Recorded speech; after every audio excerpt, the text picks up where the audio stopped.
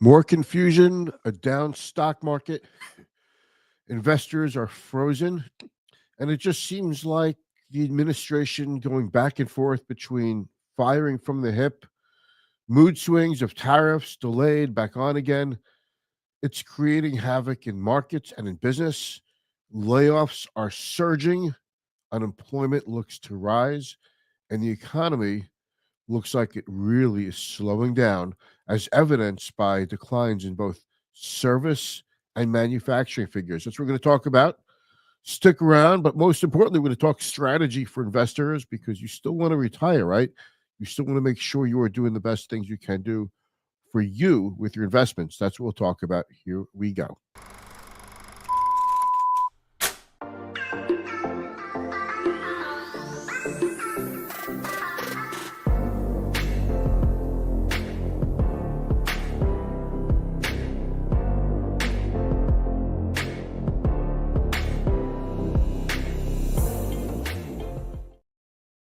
Hey there, I'm Mitch Goldberg with Client First Strategy. Thank you so much for watching. If I look like I am crying today, I'm not.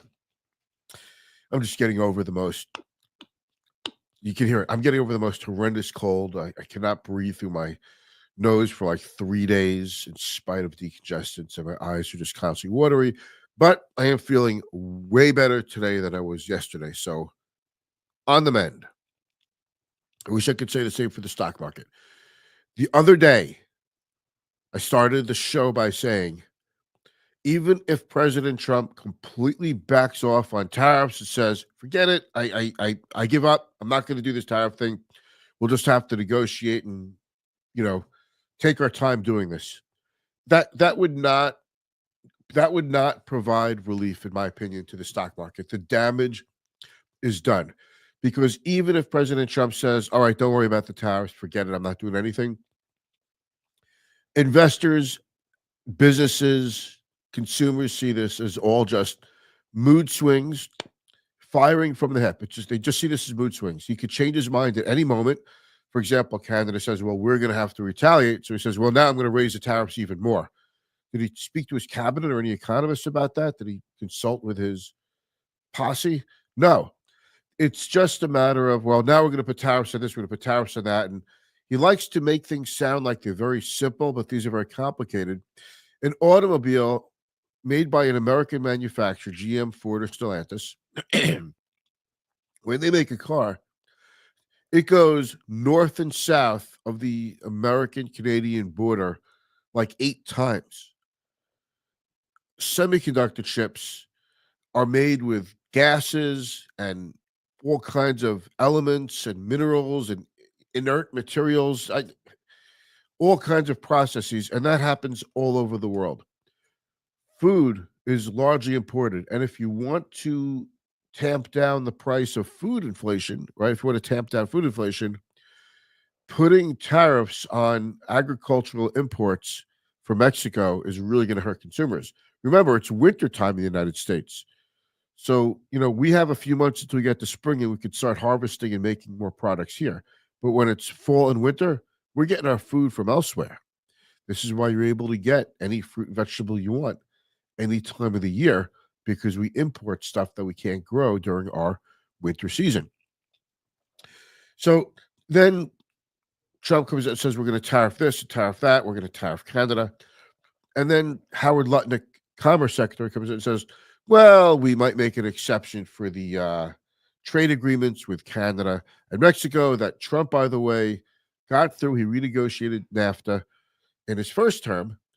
And companies spent billions and billions of dollars and years to adjust to that. Now, all of a sudden, there's tariffs, and that's no good anymore. It's really driving businesses crazy. If you're an executive, an auto manufacturer, you're thinking, well, the policies and the tariff announcements change every 5 minutes.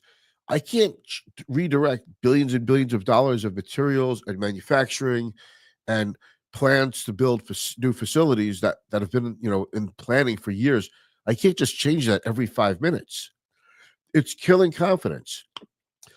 And as a result, you're seeing Howard Lutnick, Commerce Secretary, coming out and saying, well, maybe we'll delay this a month, we'll delay that 2 months, we'll do not 2 months, 1 month.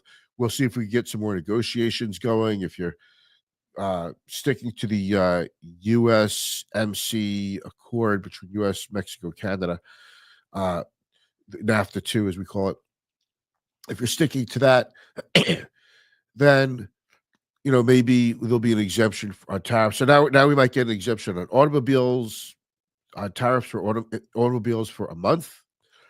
But then what happens in a month? President Trump gets pissed off at somebody else or shoots from the hip or has some kind of impulse. Then we're back to worrying about the stuff. And that's what I mean. Like, you could get rid of the tariffs right now and say, we're not doing any of this. But we know that President Trump is very subject to changing his mind immediately and in the moment. And it's creating havoc for businesses, it's creating havoc for investors, and it's hurting the economy. And you saw first time unemployment claims go up, but that's not even including the people who've been laid off from the government yet. That won't be reflected, by the way, in this week's Labor Department employment report. That'll be coming out soon.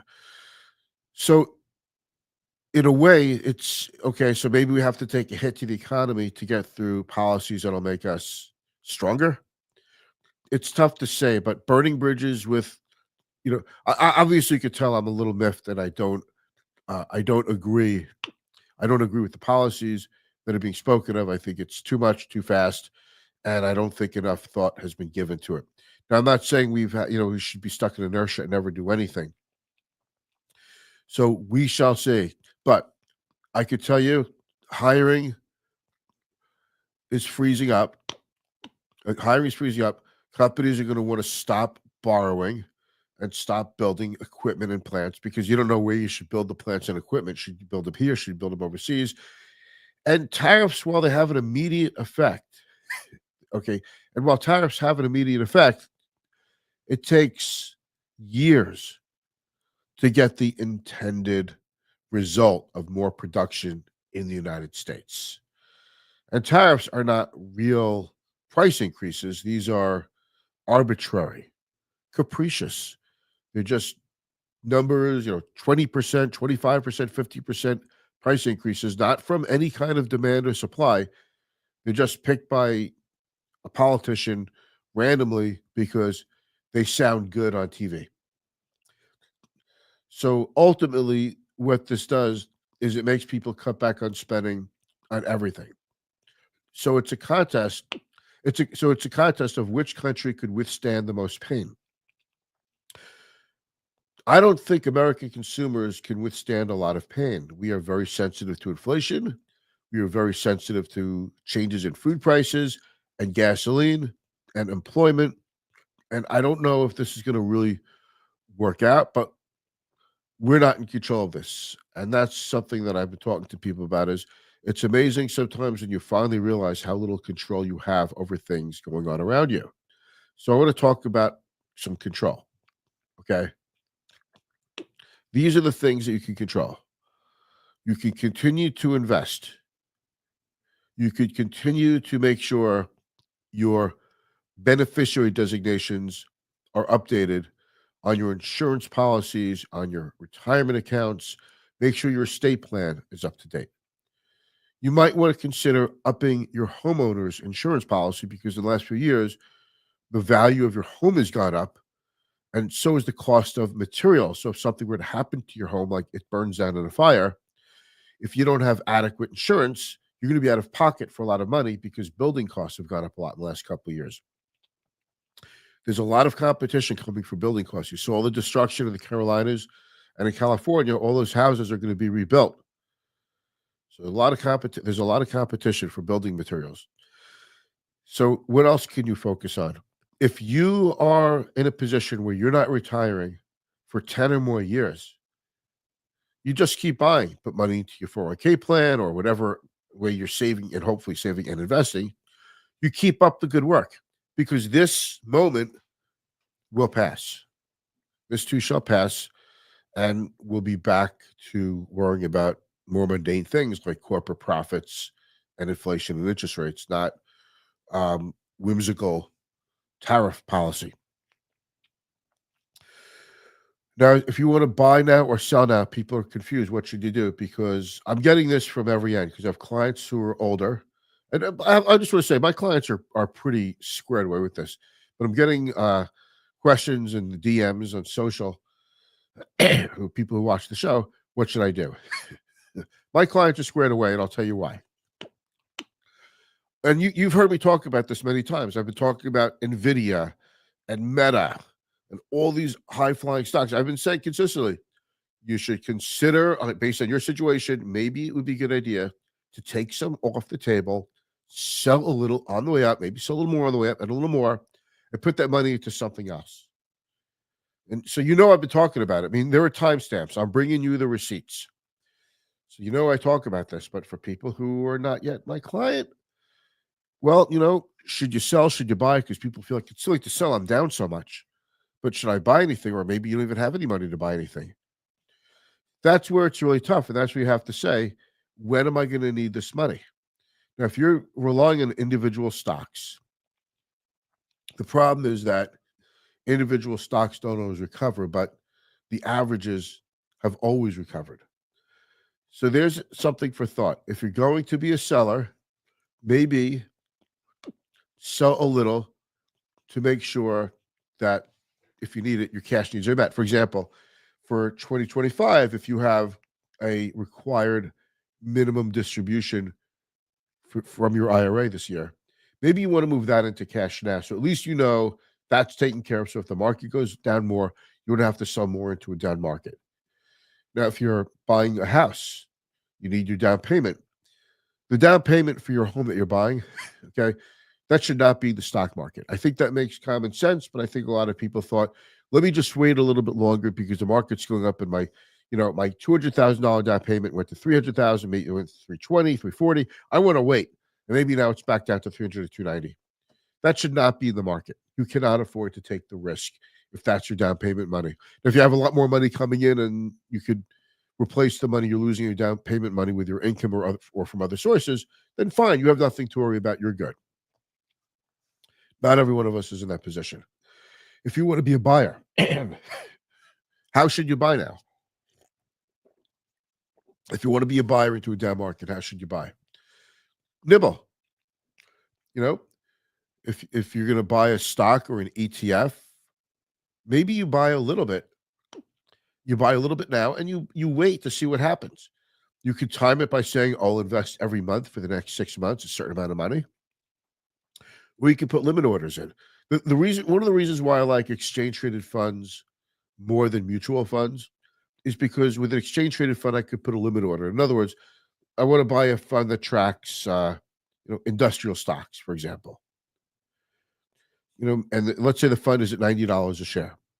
With an ETF, I could buy, if I want to buy 100 shares, for example, so $9,000 worth. I could buy 30 shares now. I could put a limit order in to buy another 30 shares, let's say if it goes down 5%. And then the other 40 shares if it's down 10% again from my original purchase. And you could pre-program that in. I do this all the time. And this way you get to take advantage of downside volatility. You might not get hit if the fund doesn't go down enough, but at least you got into it now and you had a position, a buy limit order in if it went down more. Because if you just rely on willpower and say, next time that stock or fund goes down, I'm going to buy it, you don't do it. Nobody does because you just didn't have the preset limit order in. Because if you wait, well, now it's down 10%, but maybe I'll wait more. I'll wait a little bit more because that could be down more. I don't know what to do. When you use buy orders, limit orders, it gives you the discipline to do what you're going to say, to do what you said you would do. So there's lots of ways to go about this. Number of stocks like Marvell got tanked today. HPE, Hewlett Packard Enterprises, is tanking aftermarket trading. Walmart had things to say. Amazon had things to say about consumer demand that were not good. So we're in for a rocky moment. Now, these things might have happened regardless of what the tariff policies are.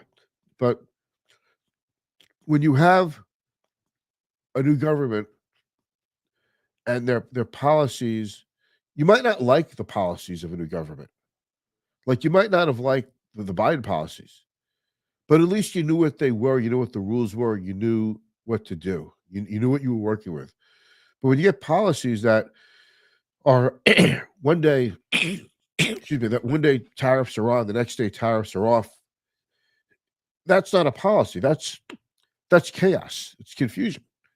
And I can't make, improvements to my business. I can't make hiring decisions because of the strangeness of these shooting from the hip things.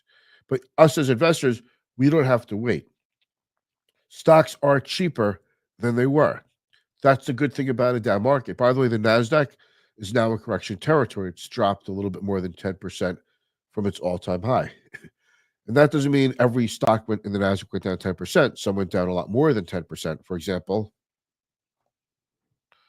oh, all right, it's not letting me switch screens. It does. All right. For example, Tesla is from 488, it's down to 263. It's almost cut in half in the last month. That's a lot. Nvidia is down from 153 to 110. It's like a $15 stock going down to 11. It's a lot. Google is down a lot. I mean, they're all down. The big stocks are down. And these companies are still very large. So it's really hard for the major averages to work their way higher without upside participation from these companies. These companies are all like large stars with massive gravitational pull. When they go up, they pull everything up with them. When they go down, they pull everything down with them. Okay. Trump says he's not looking at the stock market. His first term, he used the stock market as a barometer of how he was doing and how the U.S. economy is doing. He's not into that anymore. Now, in a way, you could say, you see, he's not just protecting the rich who owns stocks. Something like 80% of the stock market is owned by actually a pretty small percentage of the population, even though there are a lot of investors. And he's not worried about that. So in a way, it's good. You have to look past short-term. You have to look past short-term hiccups. So that's something you could say. I don't know if that's good or bad, but that's something you could say. The Fed is kind of stuck right now because it wants to see what's going to happen with tariffs and what's going to happen with inflation. To me, if it wasn't for tariffs, the Fed would be cutting now pretty aggressively because the economy is slowing down a lot. Again, even if you took talk of tariffs out of the equation, it's too late because President Trump could come back with announcement of tariffs or some other trade policy that rips the market apart again, and he could go back and forth. So no one really, I think, just people losing confidence because it sounds like nobody really knows what they're doing with these tariffs. Because if you say there's blanket tariffs against Canada, and then you have to send your Commerce Secretary Lutnick out and say, well, we might do this, we might do that, we might, bend on this, we might compromise on that, we might exempt this, we might exempt that. It's causing havoc. And it sounds like Trump is shooting from the hip, and his cabinet has to kind of go in there and clean it up, and someone has to explain to President Trump that these are going to be a lot worse than you think. So we will wait, and we're in a holding pattern. And in this holding pattern, it's extremely difficult to invest money unless you're thinking very, very long term. For an institutional investor, it's easy to think long term because their time horizon is in perpetuity. A mutual fund is investing because they expect to be invested forever. But you and I, as individuals, we have time horizons. We have retirement dates. We have dates of death. We have dates until we send our kids to college. We don't have unlimited amounts of time, which makes decision making harder and more crucial. I mean, if you just had to buy and hold forever, none of this would be relevant to you. But because you have to make decisions, this is relevant to you. If you're under 40, I don't think this is so relevant to you, except that the more you learn, the more likely you'll be able to stick with the stock market and be an investor. But just keep in mind, not every stock recovers, but markets do. So I could give you all the reasons why you should be in an index fund. I could give you the reasons why you could pick individual stocks. active management, passive management. It really is the right tool for the right goal. I use them all for my clients. By the way, you cannot invest directly into an index like the S&P 500, but you could invest into a security that tracks or mimics an index. So that's where we are today. Broadcom shares soar 9% on a earnings beat. So maybe that'll give the market a little bit of lift tomorrow. But Broadcom stock is beaten down too. We do look like we're ready for a bounce. And I do think people who were buying the last couple of days, getting ready for a bounce, are getting disappointed and getting buyer's remorse because stocks just keep going lower, lower, lower, and lower. But that's what a bear market does. A bear market, in a bear market, even good news is perceived as bad. And in a bull market, even bad news is perceived as good. We have a ways until we're in official bear market territory, until the major averages drop 20% or more. But we are already halfway there as per the NASDAQ. We'll see what happens. If all we get is a 10% correction after all of this, I'd be very happy about that, but it's not my expectation. All right, that's all. Have a great night. Thanks for watching. And tomorrow is Friday. Unless something crazy happens in the market tomorrow, I'm not going to do the live stream. If you want to reach out to me and have a one-on-one and talk to me about this stuff, about your portfolio, your plans, you're welcome to. If you're a financial advisor and you're looking for a new home, please call me. We would love to speak with you. We'd love to hire a few more financial advisors here. We could use you. And that's about it. Talk to you soon. Thank you.